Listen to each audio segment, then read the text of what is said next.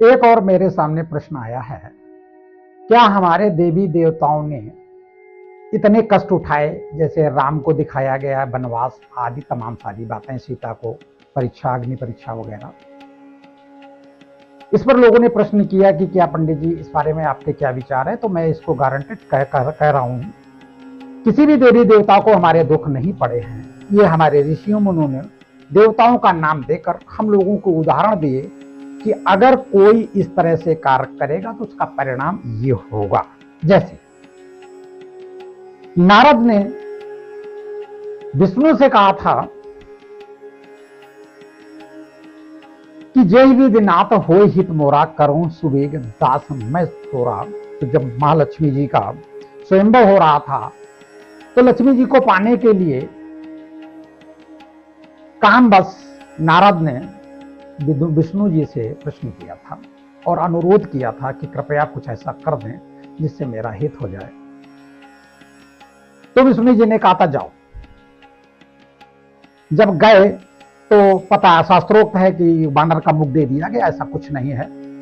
वो लालायित थे काम की भावना से, लक्ष्मी जी को देख कर बार बार लालायित हो रहे थे, तो उसको बानर का स्वभाव दे दिया गया, जबकि वो बानर स्वरूप शकल नहीं थी। कहा गया शीशे में देखो, शीशे में नहीं देखा था नारद ने, अपने मन के अंदर जब देखा तो काम शक्ति के कारण और सुंदरता के कारण ये प्रभावित थे।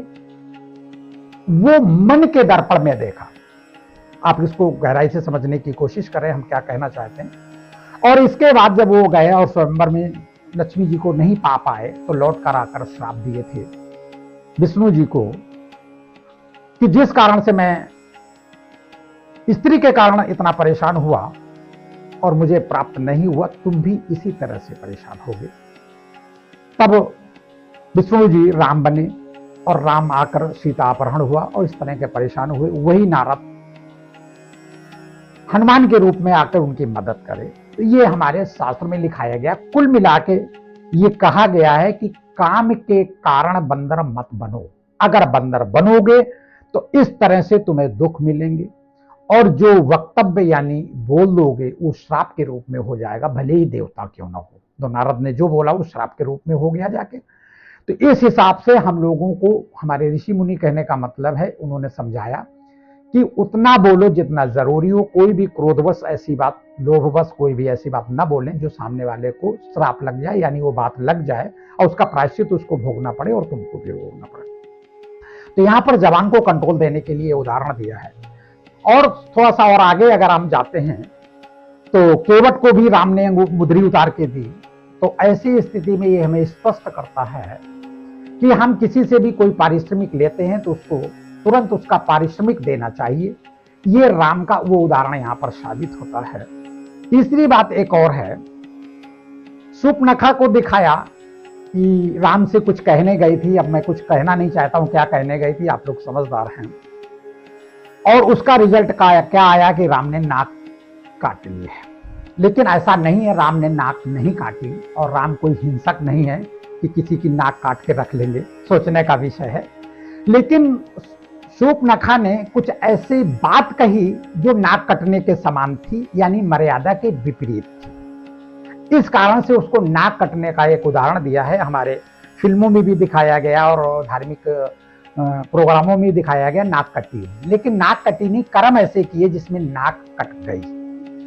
फिर आगे दिखाया गया कि उसने रावण को बताया, यानी अपने भाई को बताया और वो महासंग्राम के लिए तैयार हो गया। तो ऐसा ही आप इस दुनिया में देख रहे हैं कि हमारी बहनें कुछ गलत करती हैं और गलत करने के बाद जब वो कहीं फंस जाती हैं तो उल्टा माँ बाप को समझाकर और महाभारत घर में करा देती हैं और थाना चौकी और कचहरी यानी मर्डर तक भी स्थितियां ला देती हैं। तो आजकल की वो शूर्पणखा हैं।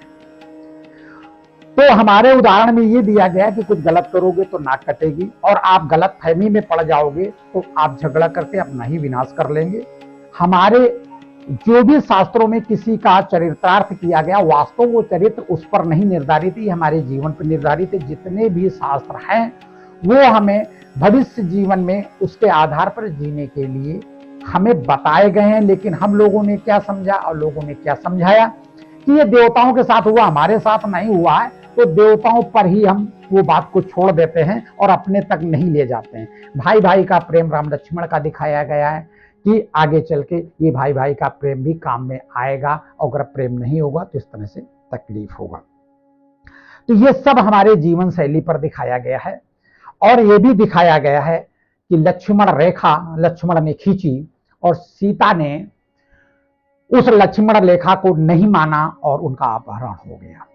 उसका आज के उदाहरण से आप लोग ले सकते हैं कि अगर जिन घरों में पुरुष नहीं है तो उन महिलाओं को दरवाजा खोलकर सामने किसी अपरिचित के साथ बात व्यवहार करना उचित नहीं है, क्योंकि आज कलयुग है, कोई अंदर घुस जाए मर्डर कर दे, या कोई तुम चैन पहनो लूट ले जाए। तो आजकल के रावण इस तरह से हैं। इसलिए लक्ष्मण रेखा यानी दरवाजा, मर्यादा रेखा यानी दरवाजे, अपनी सुरक्षा की दृष्टि से, महिलाओं की सुरक्षा की दृष्टि से ये लक्ष्मण रेखा की वार्ता सामने आई।